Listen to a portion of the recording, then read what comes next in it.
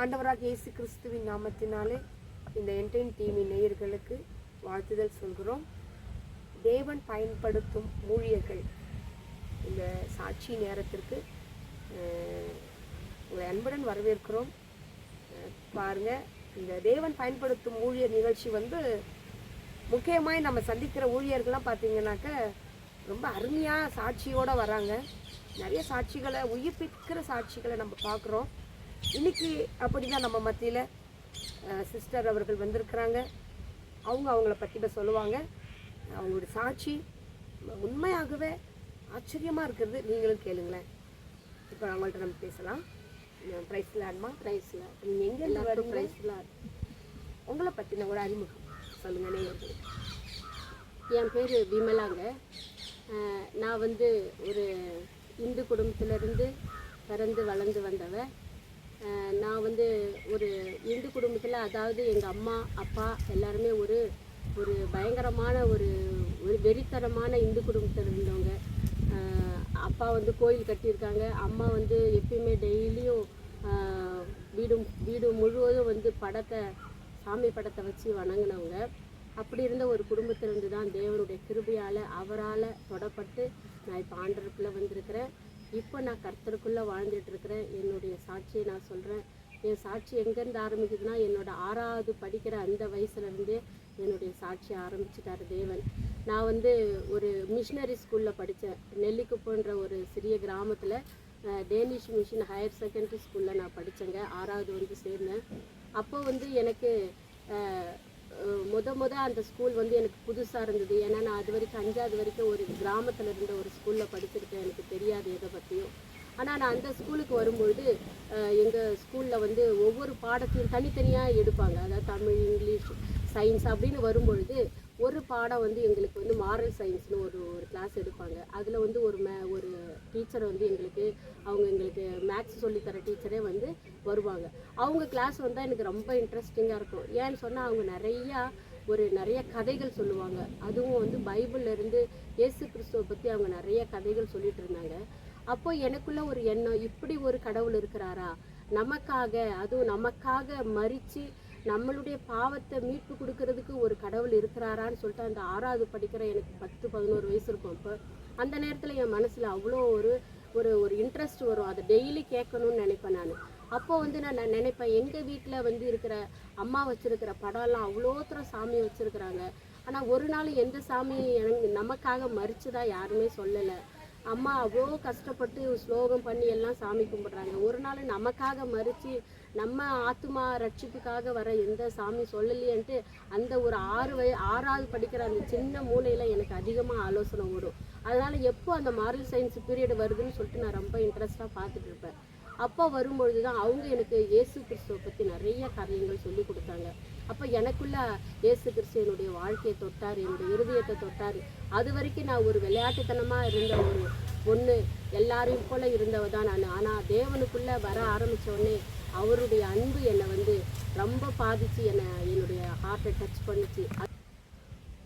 Sister, இப்போது நீங்கள் சொன்னீங்க ஸ்கூலில் மாரல் சயின்ஸ் டீச்சர் மூலிமா இயேசுவை நான் தெரிஞ்சுக்கிட்டேன், அவர் தான் தெய்வம்னு தெரிஞ்சுக்கிட்டேன். நிறைய இந்து படங்கள், விக்கிரகம் நிறைந்த உங்கள் குடும்பங்கள் இல்லைங்களா? அப்போது இயேசுவை தெய்வம்னு அவங்க சொல்லியிருக்காங்க. அந்த இயேசு உங்கள் வாழ்க்கையில் எப்படி வந்தார்? ஆமாம், அது ஒரு நல்ல ஒரு அனுபவம் தான் சிஸ்டர். ஏன்னா நான் அந்த 6வது படிக்கிற அந்த வயசில் எனக்கு அந்த அளவுக்கு தெரியாட்டினாலும் அந்த டீச்சர் எனக்கு சொல்லி கொடுப்பாங்க, நீங்கள் எதை கேட்டாலும் தேவன் உங்களுக்கு கொடுப்பாரு அப்படின்னு சொல்லிட்டு அந்த சின்ன வயசில் எங்களுக்கு சொல்லி கொடுப்பாங்க. அப்போ நான் ஒரு நாள் என்ன பண்ணேன்னா, எனக்கு அப்போ வரைக்கும் நான் 9th கிளாஸ் வந்துட்டேன். 9th கிளாஸ் படிக்கும்போது எனக்கு கண்ணில் ஒரு தலைவலி மாதிரி வரும். கண்ணு பார்வையே தெரியாமல் போயிடும். பயங்கரமான ஒரு ஒத்த தலைவலி வரும். இப்போ அதை மைக்ரேன் சொல்கிறாங்க. ஆனால் அந்த வயசில் எனக்கு அதெல்லாம் தெரியாது. பயங்கரமான வலி, அது ரொம்ப மோசமான வலியாக இருக்கும்.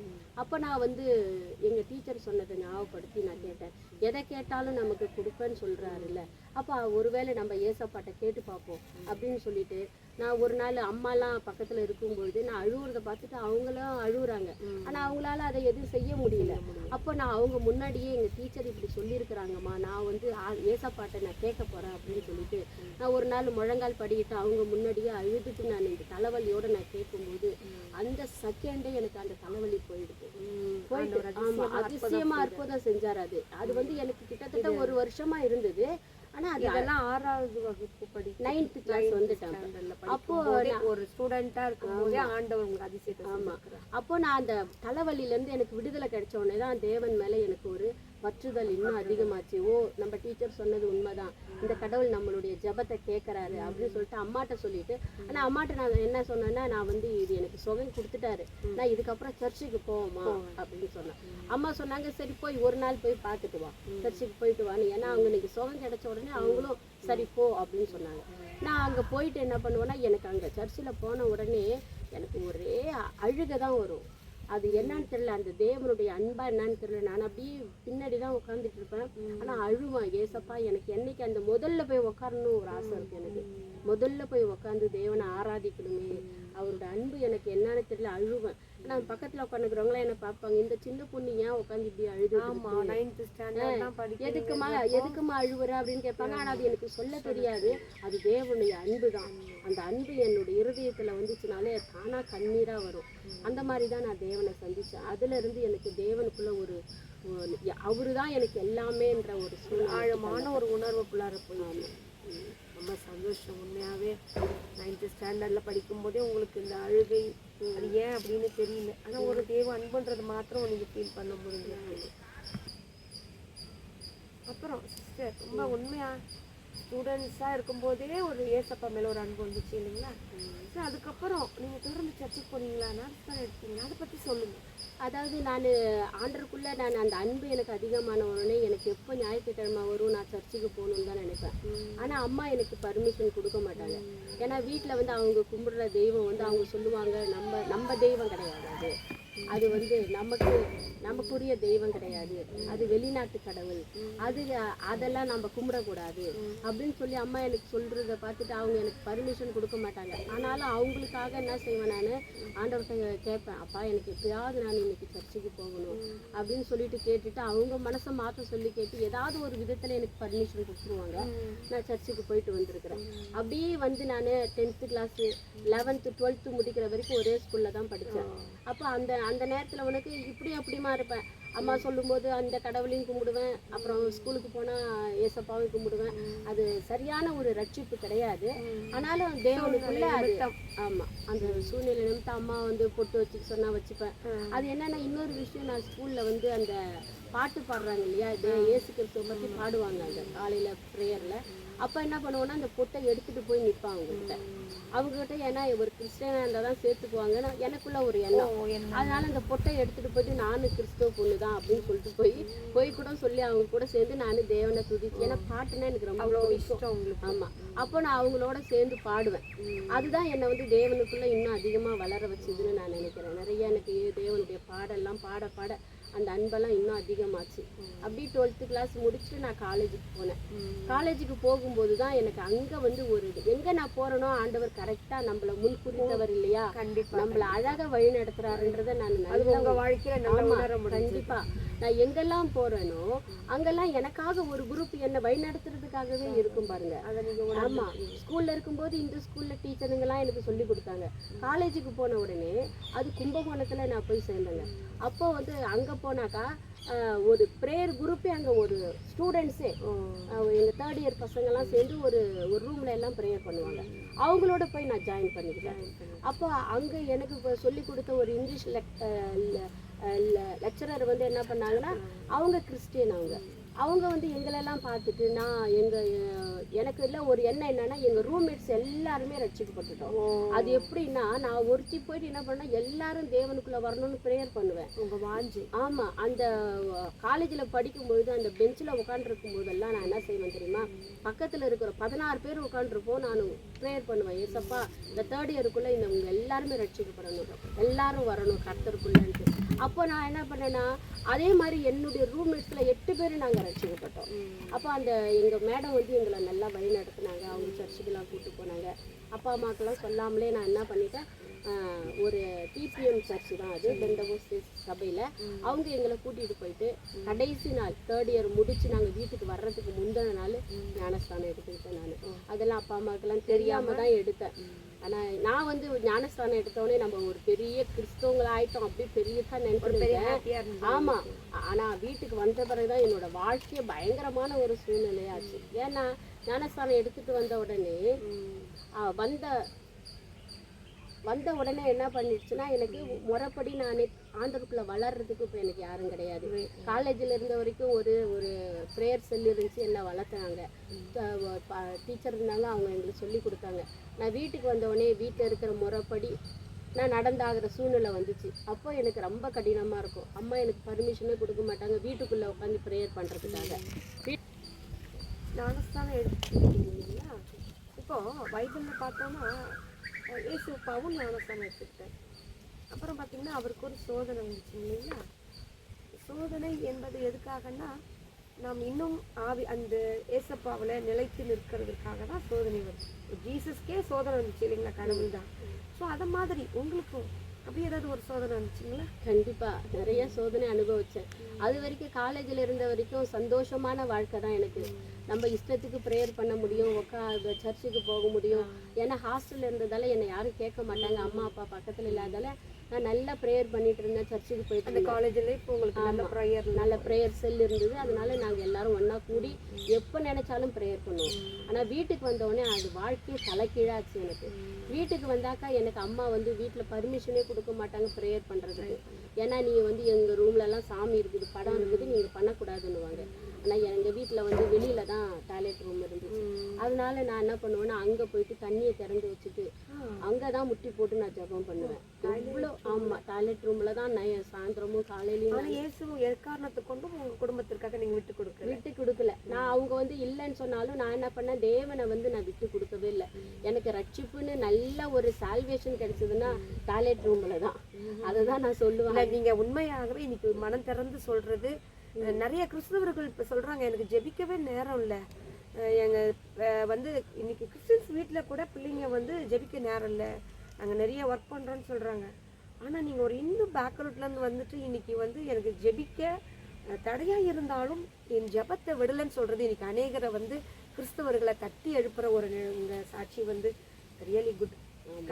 அது நான் அந்த இடத்துல நான் ஜெபிக்கும் பொழுதுலாம் அந்த கண்ணீர் தான் என்னுடைய ஜெபமே கண்ணீராக தான் இருக்கும்.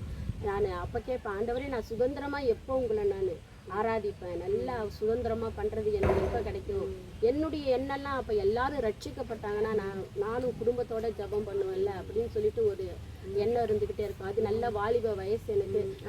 காலேஜ் முடிச்சுட்டு அதுக்கப்புறம் பிகாம் முடிச்சுட்டு நான் வீட்டில் இருக்கிறேன். அதுக்கப்புறம் படிப்பெல்லாம் முடிச்சிட்ட பிறகு என்னாச்சுன்னா, எனக்கு வந்து சர்ச்சுக்கு போகிறதுக்கு கடலூர் போகணும். நான் நெல்லிக்குப்பத்துலேருந்து கடலூர் போகணும். அப்போ வந்து அப்போல்லாம் 2 ரூபா தான் டிக்கெட்டு, வந்து 2 ரூபா தான். ஆனால் எங்கள் அம்மா என்ன சொல்லுவாங்கன்னா, நீ வந்து சர்ச்சுக்கே போகக்கூடாது, காசு கொடுத்தா தானே நீ போவ அப்படின்னு அந்த 2 ரூபா கூட எனக்கு கொடுக்க மாட்டாங்க. ஒரு நேரத்தில் அழுவேன் நான், எனக்கு எப்பயாவது தேவனை 2 ரூபா கொடுங்க அப்படின்ட்டு. அதுக்காக நான் வேலை செய்வேன். அம்மா நான் எனக்கு பாத்திரம் விலைக்கு தரேன், உனக்கு அந்த வேலை செய்கிறேன், எனக்கு காசு மட்டும் 2 ரூபா கொடு, நான் இந்த தடவை மட்டும் போயிட்டு வரேன்னு ஒவ்வொரு தடவையும் சொல்லுவேன். என்னைக்காவது கொடுப்பாங்க, என்னைக்காவது கொடுக்க மாட்டாங்க. நிறைய நேரத்தில் ஆண்டவர் என்னை அழகாக அற்புதமாக நடத்திருக்கிறாரு. காசு இல்லாமல் பஸ்ஸில் போய் உக்காந்துருக்கேன். நான் காசு இருக்காது, பஸ்ஸில் உக்காந்துருவேன். எனக்கு அந்த டிக்கெட் எடுக்க வர வரைக்கும் நான் சொல்லிக்கிட்டே இருப்பேன், ஏசப்பா எனக்கு நீங்கள் டிக்கெட் எடுங்க அப்படின்னு தான் சொல்லுவேன். தைரியமாக உட்காந்து. ஆமாம், யாராவது வந்து அந்த நேரம் பார்த்தா அப்பாவுக்கு தெரிஞ்சவங்கள யாராவது ஒருத்தவங்க இருப்பாங்க, எங்கம்மா போகிறேன், கடலூர் போகிறோம்ப்பான்னு சொல்ல அவங்க எடுத்துருவாங்க. இந்த மாதிரி நிறைய நேரத்தில் எனக்கு வேற ஒருத்தவங்க டிக்கெட் எடுத்துருக்குறாங்க. ஆமாம், தேவன் என்னை அருமையாக நடத்திருக்கிறார். நான் சர்ச்சுக்கு போயிட்டு வந்த பிறகு என்னுடைய சுபாவமே மாறந்து எங்கள் வீட்டில் எல்லாருமே பார்த்தாங்க. ஆமா, அதுக்கு முன்னாடியெல்லாம் அப்பா சொல்லுவாங்க, நீ ஒரு பொண்ணா இருக்கிற, நல்லா பூ வச்சுக்கோ, பொட்டு வச்சுக்கோ, அழகா ட்ரெஸ் பண்ணிக்கோ, நல்லா இருமா, உன்னை ஏமா இப்படி இருக்கிறேன்னு கேட்பாங்க. ஆனா வந்து அப்பா அம்மாலாம் அப்படி ஏன் வைக்கிறேன்னு கேட்குற அப்பா அம்மா இல்லை, எனக்கு எல்லாம் வச்சுக்கோன்னு சொல்லுவாங்க தான்.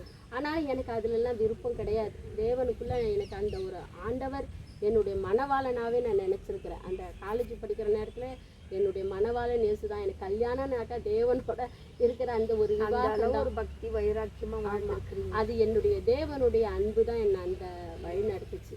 அது நான் அதுக்கப்புறம் வந்து என்னோட வாழ்க்கையில் அதே மாதிரி தான் போயிட்டு இருந்தது. ஒவ்வொரு தடவையும் போராட்டத்தோடு தான் நான் சபைக்கு போகிற மாதிரி ஒரு நிலை. இவ்வளோ சிரமத்தின் மத்தியில் அந்த சபைக்கு போகிறத நீங்கள் விடலை, ப்ரேயரையும் விடலை. இதை தாண்டி நம்ம ஞானஸ்தானம் எடுத்துட்டோம், சர்ச்சுக்கு போகிறோம், நம்ம மற்றவங்களுக்கு இயேசுவை சொல்லணும் அப்படின்ற ஒரு எண்ணம் வந்திருக்கா? சொல்லியிருக்கீங்க? கண்டிப்பா. அது உண்மையாலுமே தேவனுடைய அன்பு இருக்கிறவங்க முதல் செய்யற காரியம் அதுதான். நமக்கு கிடைச்ச நன்மையை மற்றவங்களுக்கு சொல்றது, அந்த சுவிசேஷன்றது அங்கதான் ஆரம்பிக்குது. தேவனுடைய அன்பு நம்மளை சும்மா இருக்க விடாது. தேவன் சொல்றது இல்லையா, அதே தான் எனக்கு வரும். ஏன்னா அம்மா எங்க வீட்டுல வந்து குடுத்துன இருந்த ஒரு பொண்ணு, ஃபர்ஸ்ட் அந்த பொண்ணுக்கு தான் நான் வந்து சுவிசேஷத்தை சொன்னேன். ஆமா, அந்த பொண்ணை நான் வழி நடத்தி என் கூட அது சர்ச்சுக்கு வரும். நான் ப்ரேயர் பண்ணும்போதெல்லாம் என் கூட உட்காரும், பாட்டு பாடும்போதெல்லாம் ஒரு திண்ணியில் உட்காந்து நாங்கள் பாடுவோம். அந்த மாதிரி நாங்கள் பாடல் பாடி தான் அந்த பாப்பாவை வழி நடத்தினேன். அது மூலயமா என்னுடைய தம்பியும் ரட்சிக்கப்பட்டான். இப்போ ஃபேமிலிக்குள்ளாரியே உங்கள் ஊழியங்கள் ஆரம்பிச்சு. ஆமாம், நான் என்னுடைய ப்ரேயரே இதுதான் இருக்கும். தேவன் நமக்கு வேதத்துல சொல்லி இருக்கிறார், நீ விசுவாசித்தால் நீயும் உன் வீட்டாரும் ரட்சிக்கப்படுவார். அந்த ஒரு வசனத்தை நான் விடவே இல்லை. தேவன்கிட்ட நான் பாதத்தை பிடிச்சிக்குவேன். நான் அது உரிமையோட கேட்பேன். நீங்க சொன்ன வார்த்தை வந்து கட்டாயம் நடக்கும் ஆண்டவரே, நீ விசுவாசித்தால் நீயும் உன் வீட்டாரும் ரட்சிக்கப்படுவார். அதனால தேவன் வந்து என்னுடைய வீட்டாரை ரட்சிக்கப்படணும். எனக்கு முத பாரம் வந்தது என்னுடைய வீட்டாரை குறித்து தான். அப்போ நான் அதுக்கப்புறம் சின்னதாக நான் அவங்கள்ட்ட சொல்ல என்னுடைய சுபாவங்களை பார்த்து என் தம்பி ரட்சிக்கப்பட்டான். ஃபஸ்ட்டு பக்கத்து வீட்டு பொண்ணு ரட்சிக்கப்பட்டாங்க. எங்கள் காலேஜில் இருக்க என்னோடய ஃப்ரெண்ட்ஸ்லாம் ரட்சிக்கப்பட்டாங்க. அப்படி அவங்களுக்குலாம் நான் சொல்லி எங்கே போய் உக்காந்தாலும் என்னுடைய தேவனுடைய வார்த்தையை தான் சொல்லுவேன். பக்கத்தில் இருக்கிறவங்க, படிக்கிறவங்க, யார் என் கூட பஸ்ஸில் போனாலும் சரி, எங்கே போனாலும் என்னால் முடிஞ்ச அளவுக்கு நான் தேவனுடைய வசனத்தை சொல்லுவேன். ரொம்ப சந்தோஷமாக இருக்குது. ஏன்னாக்கா நம்ம ரட்சிக்கப்பட்டு யாரோ எவருக்கோ போய் சத்தியம் சொல்லுவாங்க இன்னைக்கு. ஆனால் உங்களுடைய கூட பிறந்தவங்க ரட்சிக்கப்பட்டிருக்கிறாங்கன்றதான் பெரிய சந்தோஷமான ஒரு காரியமாக. எந்த சூழ்நிலையும் இயேசுவை கைவிடாம சுவிசேஷ அறிவிக்கிற அளவிற்கு ஒரு கிறிஸ்துவ வாழ்க்கையில முன்னேற்றங்களை பார்த்துருக்குற நீங்க. வாழ்க்கையினுடைய திருப்பு முனை கல்யாணம்ன்றது சொல்லுவாங்க, திருமணம் தான் வாழ்க்கையில எல்லாருக்கும் ஒரு திருப்பு முனை. அது உங்க வாழ்க்கையில எப்படி இருந்தது? அது அற்புதமானது தான். அதுதான் என்னுடைய வாழ்க்கையை திருப்பி போட்டது. இன்னும் முழுசாக தேவனுக்குள்ளே வர்றதா என்னோட கல்யாண வாழ்க்கை. ஏன்னா எனக்கு 27 வயசு வரைக்கும் மேரேஜ் ஆகலை. நான் ஏன்னா நிறைய வர மாப்பிள்ளையெல்லாம் நான் சொல்லி அப்பா அம்மாவுக்கு தெரிஞ்சு போச்சு, இந்த பொண்ணை நம்ம மாற்ற முடியாது, இவ கர்த்தருக்குள்ள ரொம்ப ஸ்ட்ராங் ஆகிட்டா அப்படின்ட்டு. ஆமாம், விட்டுட்டாங்க. ஒரு ஒரு ஸ்டேஜ் வந்தோடனே அடித்தாங்க, உதைச்சாங்க, எது பண்ணாலும் போகலை. அப்படின்னும் போது அவங்க திருமணத்து மூலயமா அவளை மாற்றணும்னு நினச்சாங்க. அப்போ என்னாச்சுன்னா, எனக்கு 27 வயசு ஆகும்போது அம்மா சொல்லுவாங்க, அந்த ஏசாமிக்கே கல்யாணம் ஆகலை, அவரே வந்து படாத பாடுபட்டாரு, நீ அவரை பின்பற்றுற, உன்னோட வாழ்க்கை அப்படிதான் இருக்கும் அப்படின்ட்டு என்ன குழப்புவாங்க. என்னை போட்டு மைண்டை வந்து ரொம்ப. ஏன்னா அந்த ஸ்டேஜ், அந்த கல்யாண வயசுன்றது அது வரைக்கும் உங்களுக்கு அது தெரியாது. அது எல்லாரும் கேட்பாங்க, ஏன் உங்க பொண்ணு கல்யாணம் ஆகலையான்னு எல்லாம் கேட்பாங்க. வர மாப்பிள்ளையெல்லாம் நான் வேண்டான்றுவேன். எனக்கு கிறிஸ்துவங்க தான் வேணும், நான் ஆண்டவரை பிள்ளை தான் எனக்கு வேணும் அப்படின்னு சொல்லிட்டு நான் ரொம்ப ஸ்ட்ராங்கா இருந்தேன் அதுல.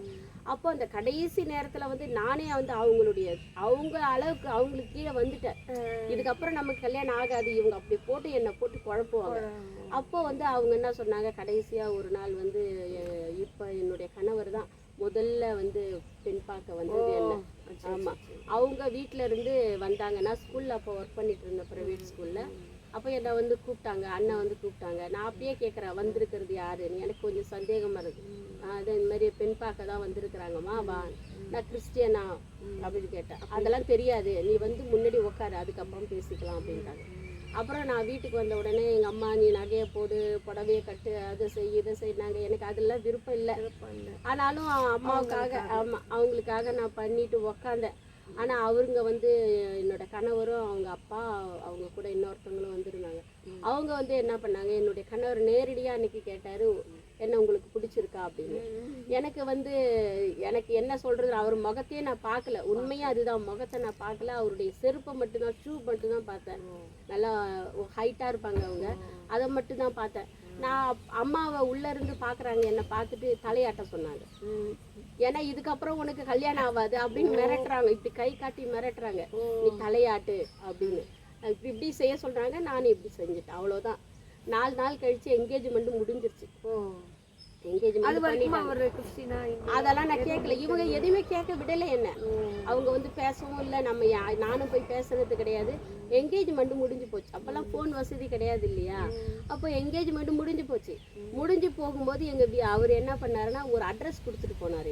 அவர் வந்து மகாராஷ்டிராவில் வந்து நவோதய வித்யாலயா ஸ்கூலில் ஒர்க் பண்ணுறாரு.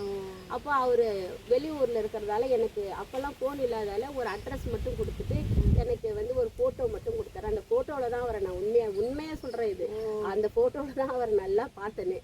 அப்போ எனக்கு இந்த அட்ரஸ் கொடுத்துட்டு நீ எனக்கு லெட்ரு போடு அப்படின்னு சொல்லிட்டு போனார். நான் உண்மையாக சொல்கிறேன், இது நான் எழுதின லெட்டர் அவருக்கு. நான் தான் எழுதினேன். ஆமாம், ஃபோன் இல்லாதால நான் எழுதினேன். ஒரு 10 வரி தான் எழுதினேன். என்னன்னா, நான் வந்து ரட்சிக்கப்பட்ட பொண்ணு, நான் ஞானஸ்தானம் எடுத்துட்டேன். உங்க அப்பா அம்மாட்ட இதெல்லாம் நீங்க சொல்லியிருக்க மாட்டாங்க, எங்க வீட்டுல யாரும் உங்கள்கிட்ட சொல்லல. நான் சொல்றேன், நான் ரட்சிக்கப்பட்டு ஞானஸ்தானம் எடுத்தவ. உங்க வீட்டுக்கு வந்தேன்னா இந்த பூஜை அதெல்லாம் பண்ண முடியாது என்னால. நீங்க இப்பவே என்ன பண்ணுங்க, வேண்டான்னு சொல்லிடுங்க. அப்படி எழுதுறீங்களா? ஆமா, இந்த வேண்டான்னு சொல்லிடுங்க. உங்களுக்கு பிரியம், அதாவது ஒருவேளை நீங்களும் இயேசு கிறிஸ்துவை ஏத்துக்கிட்டீங்கன்னா வேணா இந்த கல்யாணம் நடக்கட்டும், இல்லைன்னா நீங்க வேண்டான்னு எங்க அப்பா அம்மாட்ட சொல்லிடுங்கன்னு ஒரு 4 வரியில நான் எழுதி அனுப்பிட்டேன். அந்த லெட்டர் அவங்க வச்சிருப்பாங்கன்னு நினைக்கிறேன் நான். அப்போ என்ன ஆகுதுன்னா, ஒரு 10 நாள் கழிச்சு எந்த பதில் வரல. நான் நினைச்சேன், சரி இந்த மாப்பிள்ளை வேண்டான்னு சொல்லி நமக்கு லெட்டர் எழுதுவாங்க அப்படின்னு சொல்லி தான் நினைச்சேன். ஆனா ஒரு 10 நாள் கழிச்சு பார்த்தா ஒரு 6 பேஜஸ் இருக்கும், 6 பக்கத்துல அவங்க எழுதி அனுப்பியிருந்தாங்க. ஆமா, அது எப்படின்னா, எப்படி நான் வந்து இயேசு கிறிஸ்து வந்து தெரிஞ்சுக்கிட்டனோ அதே மாதிரி அவங்களையும் தேவன் தெரிஞ்சுக்கிட்டார். அவங்க வந்து முழுசா வரலைனாலும் காலேஜ் படிக்கும்போது தேவனை பற்றி அறிந்தவர். அதனால அவர் என்ன சொன்னாருன்னா, நான் வந்து இந்த மாதிரி உன்னைய வந்து கர்த்தரை கும்பிடுறதுல நான் எனக்கு எந்த ஒரு இதுவும் கிடையாது, எனக்கும் ஏசப்பாவை தெரியும், நானும் ஏசப்பாவை கும்பிடுவேன் அப்படின்னு சொல்லி அவர் நிறைய அட்வைஸ் பண்ணி நிறைய அவர் நல்ல ஒரு அவர் டீச்சராக இருக்கிறதால நல்ல ஒரு அழகாக எழுதியிருந்தார் எனக்கு. அதை கொண்டு போய் தான் எங்கள் அப்பா அம்மாட்ட காமிச்சேன் நான். பார்த்தீங்களா, நீங்கள் வந்து என்னை இந்து மாப்பிள்ளை கல்யாணம் பண்ணி கொடுத்தா நான் மாறிடுவேன்னு நினச்சிங்க. ஆனால் எனக்காக தேவன் ஒருத்தவங்களை நியமிச்சிருக்கிறாருன்னா அவங்க தேவனுக்குள்ளே வருவாங்க. அப்போ பாருங்க, அவரு எனக்கு தேவனை வந்து பிரியப்படுத்துகிற ஒரு மனுஷனாக எனக்கு கொடுத்துருக்குறாங்கன்னு சொல்லி அவங்கள்ட்ட காமிக்கும் போது அதுக்கப்புறம் ஸ்டெப்ஸ்லையும் உங்கள் வீட்டில் சாட்சியை கற்றுக் கொடுத்து ஆமாம். அப்போ அதை பார்த்து அவங்க ஆச்சரியப்பட்டாங்க தான். சரி, எப்படி அவங்களுக்கு என்ன, எப்படியே கல்யாணம் ஆனால் சரி, அவ்வளோதான். அதே மாதிரி கல்யாணம் நல்லபடியாக நடந்தது. நாங்கள் ஒரு 7 நாள் இருந்துட்டு மகாராஷ்டிரா போயிட்டோம். அங்கே போன உடனே இப்போ பாருங்கள், நமக்கு இந்த மனுஷனுடைய அன்புன்றது வந்து ஒரு நேரத்தில் பெருசாகிடுது. நமக்கு இவ்வளோ நாள் வரைக்கும் தேவனுடைய அன்பில் நிலைச்சிருந்த நான் ஒரு திடீர்னு தனக்குன்னு ஒரு கணவன் வந்த பிறகு அந்த கணவனுடைய அன்பில் வந்து நான் ஆண்டவரை மறந்துட்டேன். இது எனக்கு ஒரு பின்மாற்றமான நாள். 1 வருஷம் நான் வந்து சுத்தமாக தேவனை மறந்துட்டேன். அவரோட அன்பில், என்னோட கணவரோட அன்பில் நான் அதிகமாக ஐக்கியமாயிட்டேன். நாங்கள் அழகாக போய் சுற்றுறது, வெளியூர் போகிறது, அங்கே போகிறது, இங்கே போகிறது, இதிலே இருந்துட்டேமே தவிர நான் தேவனை மறந்தே போயிட்டேன். ப்ரேயர் பண்ணுறதையும் மறந்துட்டேன், எல்லாத்தையும் மறந்துட்டேன். அந்த நேரத்தில் தான் எனக்கு தேவன் ஒரு ஞாபகப்படுத்தினார். என்னென்னா, எனக்கு வந்து ஃபஸ்ட்டு மொதல் மாதமே எனக்கு வந்து குழந்தை தங்கி 5 மாதத்தில் அபார்ஷன் ஆச்சு. 5 மாதத்தில் அபார்ஷன் ஆன உடனே அடுத்து 4 மாதம் கழித்து திரும்பவும் இன்னொரு குழந்தை, ஒரே வருஷத்தில் 2 தடவை அபார்ஷன் ஆச்சு. அப்போ தான் எனக்கு மைண்டில் வந்தது, நான் வந்து கடவுளை விட்டு தூரமாக இருக்கேன், ஏசப்பா விட்டு தூரமாக இருக்கேன். அவரை வழிநடத்த வேண்டிய நான் என்ன பண்ணிட்டேன், அவரு கூட சேர்ந்துட்டு உலகப்புறமான ஆசீர்வாதம், அந்த உலகப்புறமான என்ஜாய்மெண்ட்லேயே நான் இருந்ததை எனக்கு தேவன் உணர்த்தினார். அதுக்கப்புறம் நாங்கள் 2 பேருமே அங்கே மருந்து 2 பேருமே முழுசாக தேவனுக்கு ஒப்பு கொடுத்து ப்ரேயர் பண்ண ஆரம்பித்தோம். அப்போது தேவன் எங்களுக்கு ஒரு குழந்தைய கட்டளையிட்டார். என்னுடைய பெரிய பையன் இப்போ தியானேஷ், அவனை என்னுடைய வாழ்க்கையில் கொடுத்தாரு. அதுக்கப்புறம் தான் என்னுடைய கணவரும் ஞானஸ்தானம் எடுத்தார். ஞானஸ்தானம் எடுத்து அதிலிருந்து நாங்கள் ஒரு முழுமையான ஒரு தேவ பிள்ளைகளாக மாறணும். அதுக்கு முன்னாடி இப்படி அப்படி இருந்த நாங்கள் முழுசாக எங்களை ஒப்பு கொடுத்தோம். கணவன் மனைவியாக ஒப்பு கொடுத்து தேவனுக்குள்ளே வளர ஆரம்பிச்சோம். சபைக்கு போக ஆரம்பிச்சோம். சூப்பர், அருமையான ஒரு சாட்சி. அப்புறம் சிஸ்டர் கொஞ்சம் கேப் விட்டாலும் திருப்பியும் ஆண்டவர்கிட்ட வந்துட்டு குடும்பமாக போகிற ஒரு வாய்ப்பு. சரி, அதை தொடர்ந்து சபைக்கு போனீங்கன்னு சொன்னீங்க. அப்புறம் அங்கே நீங்கள் சபையாக சேர்ந்து ஊழியம் செஞ்சீங்களா? சபையாரோட சேர்ந்து இல்லை இண்டிபெண்ட்டும்? இப்போ நாங்கள் மகாராஷ்டிராவில் தான் ஃபஸ்ட்டு 3 இயர்ஸ் நாங்கள் இருந்தோம், மேரேஜ் ஆகி போய். ஆனால் அங்கே வந்து லாங்குவேஜ் எனக்கு தெரியாது, அப்போ ஹிந்தி எனக்கு தெரியாது சரியா.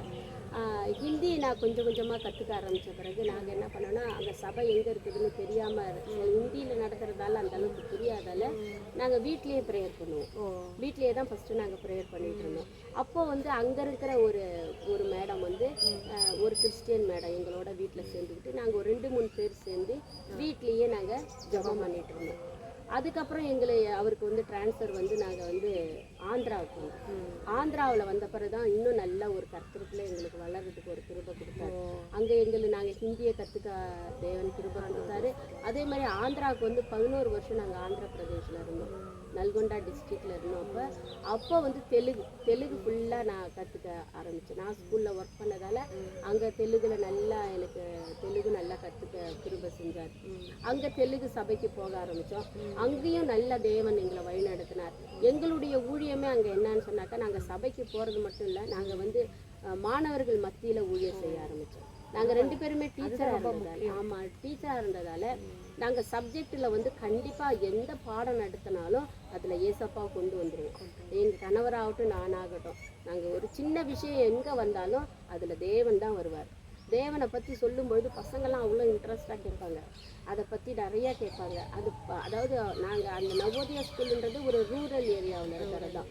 அங்கே இருக்கிறவங்க பசங்கள்லாம் எல்லாம் வந்து படிக்காத குடும்பத்துலேருந்து வர பசங்க தான். அவங்களாம் அந்த அளவுக்கு ஆண்டவரை பற்றி தெரியாத ஜனங்கள் கூட அங்கே இருக்கிறாங்க. இயேசு கிறிஸ்துவ யாருன்னு கேட்டவங்கலாம் கூட அங்கே இருக்கிறாங்க. அந்த இடத்துலலாம் தேவன் எங்களை அற்புதமாக நடத்தி அவங்க மத்தியிலலாம் எங்களுக்கு ஊழியம் செய்யறது கொடுத்தாரு. அது நாங்கள் முக்கியமாக செஞ்சதே ஸ்டூடெண்ட் ஊழியம் தான். நிறைய பிள்ளைங்களுக்கு பைபிள்லாம் கொடுத்துருக்கோம். பைபிள் ஒரு 250-300 பைபிள் நாங்கள் அங்கே டிஸ்ட்ரிபியூட் பண்ணியிருக்கோம். அவ்வளோ இன்ட்ரெஸ்ட்டாக படிப்பாங்க பசங்க, தேவனை பற்றி கேட்பாங்க. இன்றைக்கி எங்கள்கிட்ட கான்டாக்டில் இருக்கிறாங்க. இன்றைக்கி நிறைய பேர் ரட்சிக்கப்பட்டு சபைக்கு போகிற பிள்ளைங்க இருக்கிறாங்க, நிறைய பேர் இருக்கிறாங்க. அது எங்கள் வீட்டுக்காரன் இன்றைக்கும் நாங்கள் ஒரு ஆன்லைன் ப்ரேயர் நடத்துவோம், அது பசங்கள்லாம் வருவாங்க. அங்கே மகாராஷ்டிராவில் இருந்துட்டு ஆந்திராவுக்கு போயிட்டு திரும்ப நாங்கள் அஸ்ஸாம் போனோம். அஸ்ஸாமில் அங்கேயும் தேவன் எங்களை அருமையாக நடத்தினார். எங்கே போனாலும் நமக்குன்னு ஒரு குடும்பத்தை கொண்டு வந்துடுவார். அங்கே ப்ரேயருக்குள்ளே வழிநடத்துகிற குடும்பம், ஒரு சபை, அப்புறம் நம்ம பசங்களை வழிநடத்தக்கூடிய படிப்படியாக தேவனுடைய அந்த ஆவிக்குரிய காரியத்தில் வளர வச்சார் எங்களுக்கு. அவரே உங்கள் வாழ்க்கையில் செயல்படுத்த எல்லாமே அவர் தான் வளர வச்சு தேவனுக்குள்ள ஒரு நல்ல ஒரு ஞானத்தையும் கொடுத்தாரு.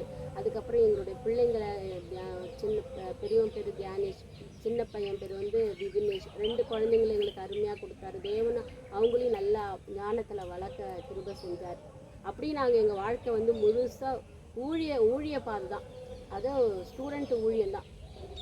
இன்னை வரைக்கும் நாங்கள் அதை தான் செஞ்சிட்ருக்கோம். இப்போ நாங்கள் ப்ரெசண்ட்டாக உஜ்ஜைனில் இருக்கிறாரு, எங்கள் வீட்டுக்காரர் உஜ்ஜைனில் இருக்கார். நவோதயா வித்யாலயா ஸ்கூலில் பிரின்ஸ்பாலாக இருக்காங்க. அங்கேயும் வந்து அதே ஊழியம் தான் பண்ணிகிட்டு இருக்காங்க.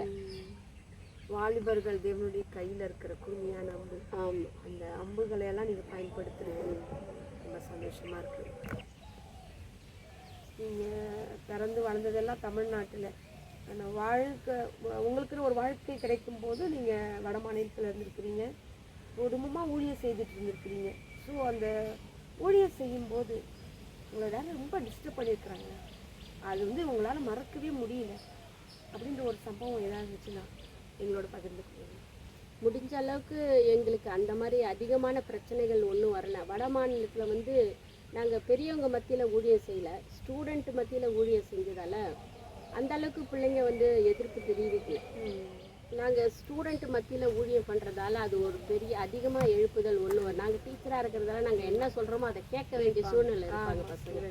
அது இல்லாமல் நாங்கள் அதை வந்து இப்படி ரொம்ப ஃபோர்ஸ் பண்ணி சொல்ல மாட்டோம். தேவனுடைய அன்பை பற்றி சொல்லி நம்ம எப்படி நல்ல பிள்ளைங்களா இருக்கணுன்றதால அவங்க அதை நல்லா பாசிட்டிவாக தான் எடுத்துக்கிட்டாங்க. எதிர்ப்புகள் இல்லாமல் ஸ்டூடெண்ட் மத்தியில் எந்த எதிர்ப்பும் இல்லை, ஆனால் டீச்சருங்க மத்தியில் எதிர்ப்பு இருந்துச்சு எங்களுக்கு. எங்களுக்கு கூட இருந்த அந்த கலீக்ஸ் எல்லாம் என்ன பண்ணுவாங்கன்னா, நாங்கள் சொல்கிறதால என்ன பண்ணுவோம், அங்கே எல்லாரும் எல்லாருமே ஆர்எஸ்எஸ்க்கு தான் அதிகமாக முக்கியத்துவம் கொடுப்பாங்க. அது நார்த் சைடில் நமக்கு சொல்லவே வேணாம். அங்கே நிறைய விக்கிர ஆராதனைக்கு தான் முக்கியத்துவம். நம்ம அதுவும் கிறிஸ்டியானிட்டியை ரொம்ப எதிர்ப்பாங்க. அவங்கன்னா என்ன பண்ணுவாங்கன்னா, நீங்கள் வந்து டைரெக்டாகவே எங்ககிட்ட சண்டைக்கு வந்திருக்கிறாங்க. 2-3 டீச்சருங்க வந்திருக்கிறாங்க. ஒரு தடவை ரொம்ப கத்தியெல்லாம் கூட எடுத்துன்னு வந்து மிரட்டியிருக்காங்க. என்ன இல்லை, என்னுடைய வீட்டுக்காரை வந்து கத்தியோட வச்சுட்டு ஒருத்தர் வந்து, நீ வந்து என்ன மதத்தை பரப்ப வந்தியா, இங்கே டீச்சிங் பண்ண வந்தியா, மதத்தை பரப்ப வந்தியா, இதெல்லாம் நீ எது கொண்டு வந்து கொடுக்குற, பைபிள் கொடுக்கும்போதெல்லாம் அப்படியெல்லாம் ஒரு சம்பவம் நடந்திருக்கு. ஆனாலும் தேவனுடைய கிருபையால் எங்களுக்கு அதுல இருந்தெல்லாம் தேவன் எங்களுக்கு பாதுகாப்பு கொடுத்துருக்கிறார். அதே டீச்சர் வந்து மறுபடியும் வந்து அவங்களே வந்து, சார் எங்களுக்காக ப்ரேயர் பண்ணுங்க, ஆண்டவர் காரியங்களை மாற பண்ணிடுற, அவருக்கு ஏதாவது பிரச்சனை வரும்போது அந்த வாதியரே வந்து எங்கள்கிட்ட சொல்லியிருக்காங்க, நீங்க வந்து ப்ரேயர் பண்ணுங்க சார் அப்படின்னு. எங்க எடுத்தாலும் உங்களை சாட்சியாகவே தேவன். நாங்க ஒரு கிட்டத்தட்ட ஒரு 20-25 வருஷமா நார்த் சைட்ல தான் இருக்கிறோம். நாங்க எந்த இடத்துல போனாலும் தேவன் எங்களுக்கு ஒரு சுதந்திரமான ஒரு நல்ல திறந்த ஒரு வாசலை தான் திறந்து கொடுத்துருக்கிறார். அங்கே சொன்னாலும் நாங்கள் என்ன பண்ணுவோன்னா, நம்ம ஒரு தேவனுடைய அன்பை நம்ம வெளிப்படுத்தும் போது, நம்ம வாழ்க்கையை நம்ம சாட்சியாக காட்டும் போது அவங்க எல்லாருமே மாறுவாங்க. நம்ம மோஸ்ட்லி நம்ம என்ன நினைக்கிறோன்னா, நார்த் சைட்லலாம் போனாக்கா நமக்கு வந்து ரொம்ப எதிர்ப்பு இருக்குதுன்னு நினைக்கிறோம். இருக்க தான் செய்யுது. ஆனால் நம்ம சாட்சியோட வாழ்க்கையை காட்டும்போது, அது நம்ம சுவிசேஷம் சொல்கிறத விட அது ரொம்ப சாட்சியின் மூலமாக அவங்களுக்கு அந்த மாற்றம் வந்து ரொம்ப முக்கியம். இப்போ நம்ம வாயால் சொல்கிறத விட நம்ம செஞ்சு காட்டும்போது அவங்க உண்மையாலுமே தேவனுடைய பிள்ளைங்கன்றதை அவங்க உணர்ந்துக்கிறாங்க. அது மூலிமா நாங்கள், ஏன்னா அங்கே நிறைய நேரத்தில் வந்து எங்களுக்கு கிளாஸ் எடுக்கிறது ஆகட்டும், நாங்கள் செய்கிற வேலையிலேயாகட்டும், அது எங்களுக்கு ஒரு சாட்சியாக இருக்கும். அவங்க செய்கிற வேலையும் நம்ம செய்கிற வேலையும் எல்லாரும் கம்பேர் பண்ணி பார்ப்பாங்க. கர்த்தருக்குள்ளே இருக்கிறதால நாங்கள் கரெக்டான வேலையை செய்வோம், நல்ல ரிசல்ட் கொடுத்துருப்போம், பசங்களுக்கு நல்ல படிப்பு சொல்லி கொடுப்போம், ஒரு 4 நிமிஷம் கூட வேஸ்ட் பண்ணுறது கிடையாது. எப்போ டைம் கிடைச்சாலும் நம்ம நல்ல டிவோட்டியாக நாங்கள் வேலை செய்வோம். நானும் எங்களுடைய கணவர் 2 பேருமே. அதில் வந்து அவங்களால எதுவும் பேச முடியாது. இவங்க வந்து சாட்சியோட வாழறாங்க. இவங்களை எந்த குற்றமும் நம்ம காட்ட முடியாதுன்ற ஒரு சூழ்நிலை வர மாதிரி தேவன் எங்களுக்கு பைபிளில் சொல்லப்பட்டிருக்கிற மாதிரி தானியேலை குற்றம் சாட்டும்படி பல முறை நிறைய தடவை எங்களை 2-3 தடவை வந்து கத்தியோட மிரட்டியிருக்காங்க. நீங்கள் வந்து இங்கே வெளிநாட்டிலேருந்து தமிழ்நாட்டிலேருந்து வந்து எங்களுக்கு வந்து இங்கே இது பண்ணுறியா அப்படின்ட்டு. ஆனால் எல்லா இடத்துலையும் தேவன் எங்களை பாதுகாத்துருக்கிறார். அதை நாங்கள் சந்தோஷமாக கூட நாங்கள் நிறைய நேரத்தில் நானும் என் கணவரும் சொல்லுவோம், ஒருவேளை நம்ம ரத்த சாட்சியாக மறிக்க வேண்டியிருந்தா கூட நம்ம அதுக்கு ஒப்பு கொடுக்கணும். அந்த அளவுக்கு நீங்கள் குடும்பமாய் தேவனுக்குள்ள அந்த குடும்பத்தை அதாவது நம்ம தனித்தனியாக ஜெபம் பண்ணுறத விட குடும்பத்தோட ஜெபிக்கிறது அது ரொம்ப குடும்பத்துக்கு முக்கியம் கொடுத்து ஜெபிச்சதுனால கர்த்தர் சாட்சியாக. இதுக்கு மத்தியில் என் குடும்பத்தில் இருந்த எல்லாருமே ரட்சிக்கப்பட்டிருக்காங்க. ஒரு 90% எல்லாருமே ரட்சிக்கப்பட்டிருக்காங்க. ஒரு பக்கம் சரிங்க சிஸ்டர், ஒரு பக்கம் நீங்கள் ஊழியம் செஞ்சதுனால உங்களுடைய வாஞ்சை உங்கள் குடும்பங்கள் எல்லாம் ரட்சிக்கப்படணும்னு தான் கர்த்தர் அவருடைய வேலையை அங்கே செஞ்சிட்டு இருந்தார், உங்கள் வேலையை. ஓகே, நீங்கள் வட மாநிலத்தில் தான் ஊழியம் செஞ்சுட்டு இருந்தீங்க. அப்புறம் நீங்கள் தமிழ்நாட்டில் ஊழியம் செய்கிறத நாங்கள் கேள்விப்பட்டோம். என்ன மாற்றம் என்ன வந்துச்சு?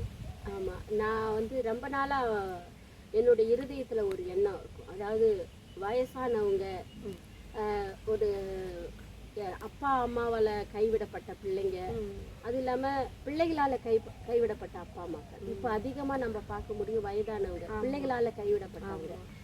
அவங்கள குறித்தான ஒரு பாரம் என்னுடைய இருதயத்தில் எப்பயுமே இருந்துச்சு. அவங்கள யாருமே சபையில் கூட பாருங்களேன், ஒரு வயதானவங்களுக்குலாம் அதிகமாக இம்பார்ட்டன்ட் கிடையாது. ஏதோ அவங்க வந்து உட்காந்து ஏதோ தூங்குவாங்கல்ல, கேட்டுப்பாங்க. ஆனால் அவங்களுக்கு முக்கியம் தேவை. ஏன்னா அவங்களுடைய வயசு ஆனதால் அவங்களுக்கு எப்போ வேணாலும் மரணம் ஏற்படலாம். அவங்க பரலோகம் போகிறதுக்கு அவங்க கர்த்தருக்குள்ளே ஆயத்தமாக இருக்கிறாங்களா, அவங்கள கவனிக்கிறதுக்கு யாருமே இல்லையே, அவங்க மேலே ஒரு பாரம் எனக்கு தனியாக வரும். நான் அப்போ இருந்து எனக்கு அந்த ஒரு சின்ன வயசுலேருந்தே அந்த பாரம் எனக்கு இருக்குது. அதனாலவும் என்னவோ தெரியல, எனக்கு ரொம்ப நாளாக எங்கள் ஊரில் எங்களுடைய கணவர் பிறந்த ஊர் இது, எங்கள் ஊர் கோதண்டராமபுரம்.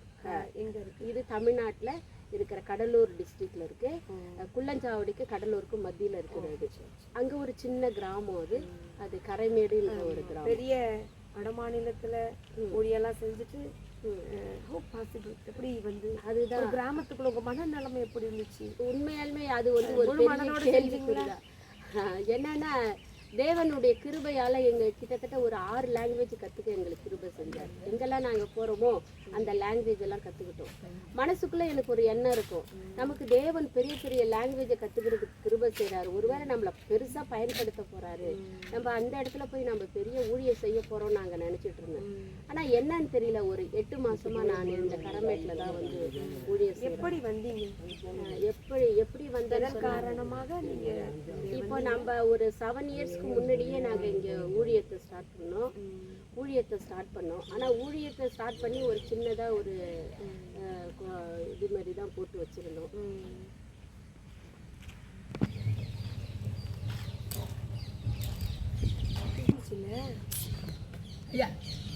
அப்புறம் சிஸ்டர், நீங்கள் தமிழ்நாட்டில் வந்து ஊழியம் செய்யறத நான் கேள்விப்பட்டேன். அங்கே வந்து நீங்கள் ஒர்க் பண்ணிட்டு இருந்தீங்கல்ல, அதெல்லாம் எப்படி விட்டுட்டு எப்படி வந்தீங்க? என்ன ரீசன்? நான் சொன்னேன் இல்லைங்களா, கரமேடுன்ற ஒரு ஊரில் என்னோட கணவர் பிறந்த ஊர். அந்த ஊரில் நாங்கள் ஒரு 6 வருஷத்துக்கு முன்னாடி ஒரு சின்னதாக ஒரு சபையை ஒன்று ஆரம்பித்தோம். ஆமாம், தேவனுடைய அழைப்பு எங்களுக்கு, அதாவது தரிசனத்தில் காமிச்சாங்க. அதனால் வந்து நாங்கள் அந்த இடத்துல வந்து அங்கே இருக்கிற ஆத்துமாக்களை ரட்சிக்கிறதுக்காக நம்ம அங்கே ஒரு சபை வேணும், அது கிராமமாக இருக்கிறதுனால அங்கே ஒரு சபை வேணும்னு சொல்லிட்டு நாங்கள் ஆரம்பித்தோம். அப்போ நாங்கள் பாஸ்டர் அப்பாயின்மெண்ட் பண்ணி தான் நாங்கள் ஆரம்பித்தோம். ஏன்னா அங்கே வேறு 2 பேரும் போட்டு வேறு ஒருத்தவங்களை போட்டு அது வந்து சரியாக இல்லை. நமக்காக தேவன் கொடுக்கப்பட்ட ஊழியத்தில் யார் வந்து இருந்தாலும் அது அந்த பாரத்தோட யாரும் செய்யலை ஊழியம்.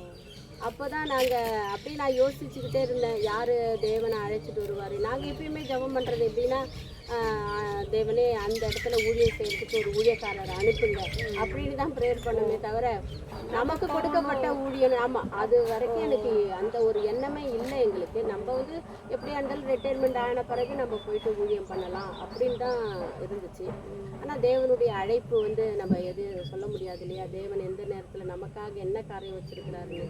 அந்த மாதிரி தான் 8 மாதத்துக்கு முன்னாடி இங்கே வச்சுருந்த சில ஊழியக்காரங்கள் வந்து அவங்க இங்கே இல்லாதால போயிட்டாங்க, வேறு யாருமே இல்லை. அப்போது தேவனுடைய என்னுடைய இருதயத்தில் அவர் நல்ல ஒரு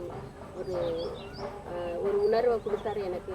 நம்ம ஊழியம், உனக்கு கொடுத்த ஊழியத்தை நீ மற்றவங்கள வச்சு செய்யாத, உனக்கு கொடுத்த ஊழியத்தை நீ தான் செய்ய. ஆண்டவர் உங்களோட பேசுகிறார். ஆமாம், தேவன் எனக்கு நல்லா உணர்த்தினார். வேறு யாரும் கிடையாது, தேவன் எனக்காக தான் இந்த இடத்துல வச்சுருக்காருன்னு அப்படி நான் நல்லா உணர்த்தப்பட்டு அதுக்கப்புறம் வேலை செஞ்சுட்டு இருந்தேன். நான் அந்த வேலையெல்லாம் விட்டுட்டு அந்த வேலையெல்லாம் வந்து நீங்கள் தைரியமாக ரிசைன் பண்ணிட்டு வந்துட்டு. ஆமாம், அது ஆண்டவருடைய அன்புக்கு முன்னாடி தேவனுக்கு செய்கிற ஊழியம் தான் பெருசு எல்லாத்த விட. நம்ம இவ்வளோ நாள் வரைக்கும் நான் நினச்சி இவ்வளோ நாள் வரைக்கும் நான் ஃபேஸ் பண்ணிட்டேன். இப்போ எனக்கு 53 இயர்ஸ் ஆகுது.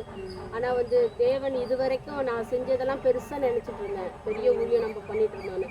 ஆனால் அது எல்லாத்த காட்டிலும் இந்த கிராமத்தில் வந்து அறியாமல் இருக்கிற ஜனங்களுக்கு, தேவனே தெரியாமல் இருக்கிற ஜனங்களுக்கு ஊழியம் செய்கிறது தான் பெருசு. ஊழியங்கள் எல்லாம் வந்து பல லாங்குவேஜ் மொழியில் வந்து பல இடங்களில் பல மக்கள் மத்தியில் செய்த ஊழியங்கள்.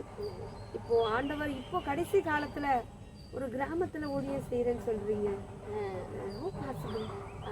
ஏன்னா இப்போ நம்மளோட ஃபஸ்ட்டு நம்ம ஊழியம் வந்து நம்மளுடைய வீட்டிலேருந்து தான் ஆரம்பிக்கும் இல்லையா. நம்ம இனத்தாரங்களுக்கு கண்டிப்பாக தேவனுடைய ரட்சிப்பு போகணும், அவங்கள தேவனை அறிந்து கொள்றதுக்கு ஒரு வழிவாசல் நம்ம திறக்கணும். அப்போ நம்ம ஊர் உலகத்துக்கெல்லாம் சொல்லிட்டு நம்ம குடும்பத்தில் ரட்சிக்க இல்லாமல் நம்ம பிறந்த ஊரில் ரட்சிப்படையாத ஜனங்கள் இருக்கிற இடத்துல நம்ம அதுக்குண்டான ஊழியம் செய்யாமல் வெளியில் எந்த ஊழியம் செஞ்சாலும் அது எங்களுக்கு திருப்தியை கொடுக்கல. ஆனால் தேவன் வந்து இப்போ எனக்கு உண்மையை சொல்லப்போனால் என்னுடைய வேலையை விட்டுட்டு வந்தாலும், இப்போ என்னுடைய கணவர் ஒரு இடத்துல இருக்கிறார், என்னுடைய பிள்ளைகள் ஒரு இடத்துல, எல்லாம் தனித்தனியாக இருந்தாலும் ஒரு சமாதானம் தேவன் எனக்கு கொடுத்துருக்கிறார். இந்த இடத்துல நான் சமாதானத்தோட எவ்வளோ கஷ்டங்கள் இருந்தாலும் அதை தாங்கிறதுக்கு பலத்தை கொடுத்துருக்கிறார். நல்ல விதமாக ஊழியம் செய்கிறதுக்கு எனக்கு இப்போ தான் ஒரு கர்த்தருக்குள்ளே நான் ஒரு குழந்தைய போல் ஒரு வாலிப வயசு இருக்கிற மாதிரி நான் ஒரு ஃபீலிங் எனக்கு தேவன் கொடுத்துருக்கிறார். அவருடைய ஊழியத்தை செய்கிறதுக்கு கிருபை செஞ்சுருக்கிறார். டவுன்லலாம் ஊழியம் செய்யும் போது எல்லா வசதிகள்லாம் இருக்கும், இப்போ கிராமத்துல நீங்க ஊழியம் செய்யறேன்னு சொல்றீங்க, ஒரு வசதிகளுமே இருக்காது, மன உளைச்சல் என்னைக்காவது உங்களுக்கு வந்திருக்குதுங்களா? மன உளைச்சல் இல்லை. இதுதான் நான் யோசிப்பேன். நாம் வந்து நிறைய லாங்குவேஜ் தேவன் சொல்லி கொடுத்தாரு. நல்லா குவாலிஃபைடு எம்காம் எம்எட் படிச்சிருக்கிறேன். கோல்டு மெடல் அப்படி எல்லா பெருமை அதெல்லாம் பெருமையாக நினச்சிட்டு இருந்த ஒரு காலம். ஆனால் அது எல்லாமே தேவனுடைய சமூகத்துக்கு முன்னாடி எல்லாம் குப்பை. அதை மட்டும் நான் உணர்ந்துட்டேன்.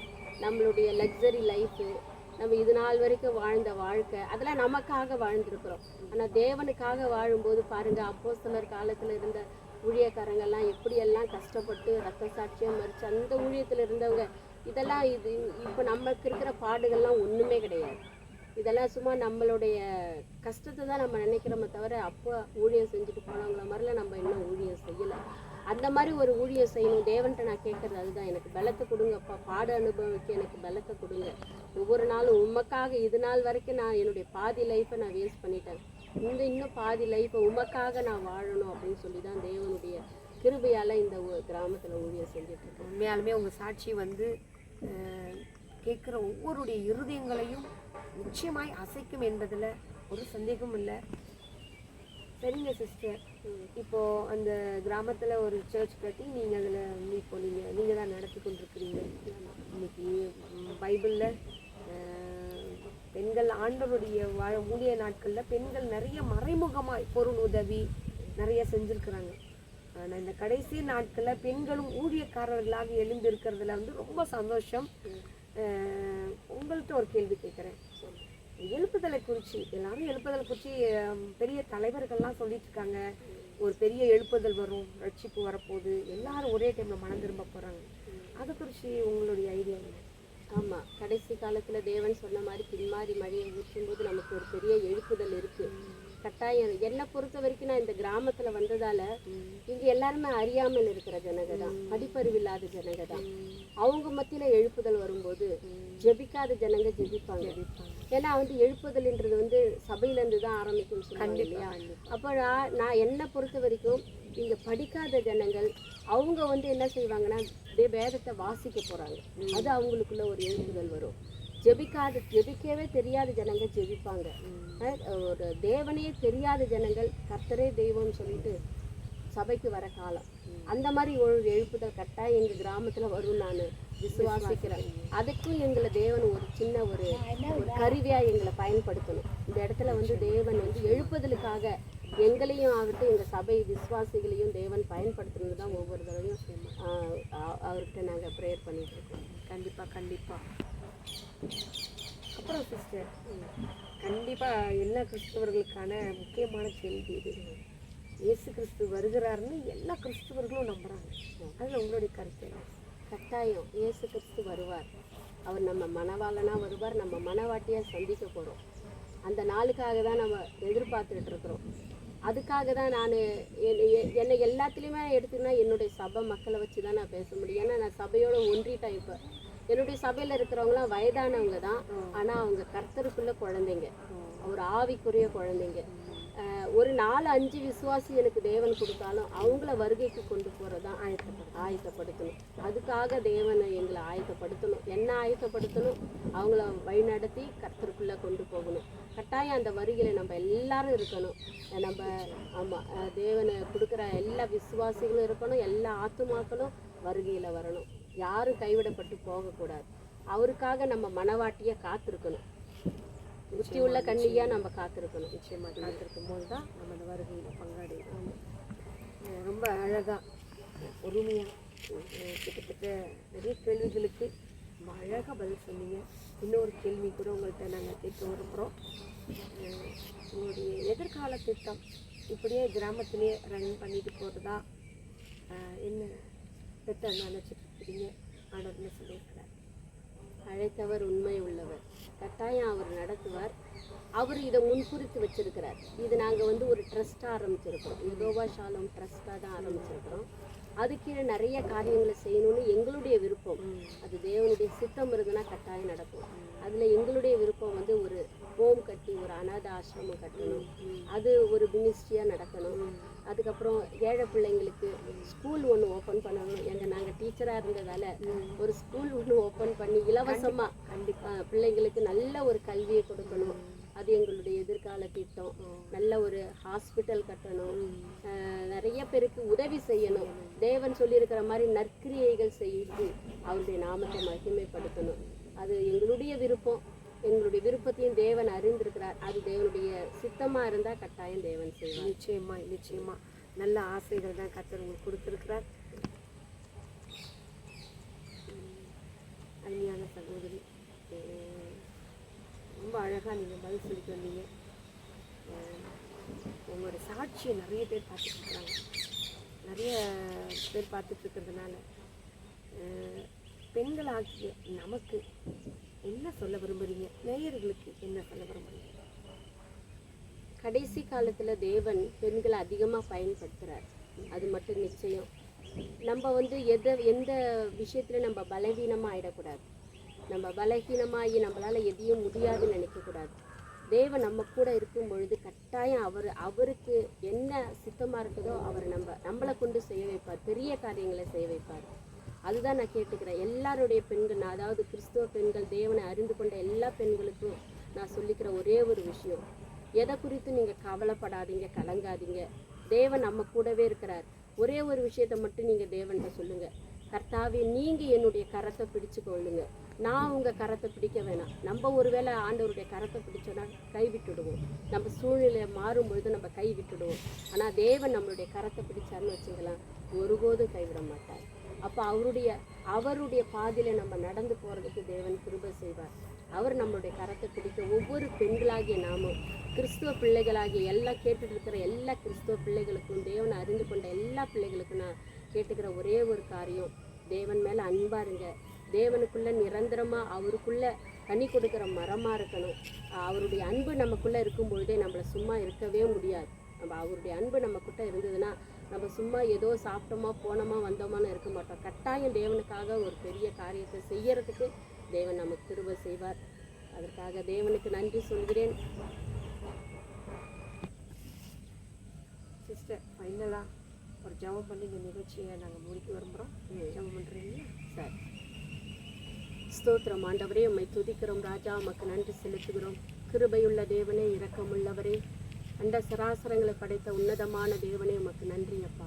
உங்கள் மேலான கிருபைகளினால் அப்பா, நீங்கள் எங்கள் மேல் வைத்த அன்பினால், எங்கள் மேல் வைத்த கிருபையினால் அப்பா, உம்முடைய ஒரே பேரான குமாரனை எங்களுக்காக தந்தருளி சிலுவையிலே அப்பா எங்களுக்காக ரத்தம் சிந்தி எங்களுடைய பாவங்களில் இருந்தும் சாபத்தில் இருந்தும் அப்பா, எங்களுடைய நோய்களில் இருந்தும் எங்களுக்கு விடுதலை கொடுத்து உம்முடைய பிள்ளையாக எங்களுக்கு நீங்கள் கிருபை செய்திருக்கீங்கப்பா. அதற்காக நன்றியோடு உமக்கு ஸ்தோத்திரம் அப்பா. இதோ இதை கேட்டுக்கொண்டிருக்கிற ஒவ்வொரு பிள்ளைகளுக்காக செபிக்கிறேன் அப்பா. அப்பா, உம்முடைய பிள்ளைகள் ஆண்டவரே, நீர் ஆண்டவரே கடைசி காலத்தில் மாமிசமான யாவர் மேலும் என் ஆவியை ஊற்றுவேன். உம்முடைய குமாரரும் குமாரத்திகளும் தீர்க்க தரிசனம் சொல்வார்கள், வாலிபர்கள் தரிசனங்கள் காண்பார்கள், முதியோர்கள் சொப்பனங்களை காண்பார்கள் என்று சொல்லியிருக்கிறீங்கப்பா. அவ்விதமாய் நாங்கள் ஒவ்வொருவரும் ஆண்டவரே, நாங்கள் எந்த வயதில் இருந்தாலும் ஆண்டவரே, உமக்காக கனி கொடுக்கக்கூடிய மரங்களாய் எங்களை உருவாக்குங்க தகப்பனே.